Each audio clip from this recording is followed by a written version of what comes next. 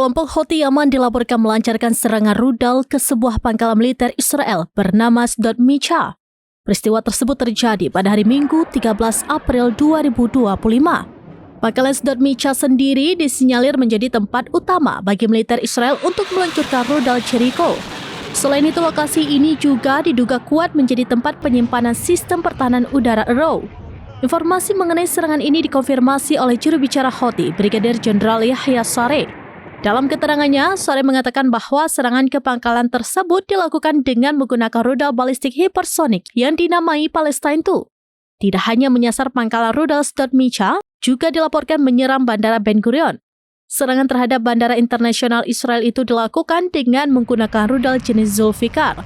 Akibat serangan tersebut, aktivitas di Bandara Ben Gurion terpaksa dihentikan sementara waktu dengan penutupan operasional selama hampir 1 jam. Serangan yang dilancarkan Houthi ke wilayah Israel ini dilaporkan menimbulkan kepanikan dan kebingungan di kalangan masyarakat setempat. Warga disebut berupaya mencari tempat berlindung di tengah gempuran yang terjadi.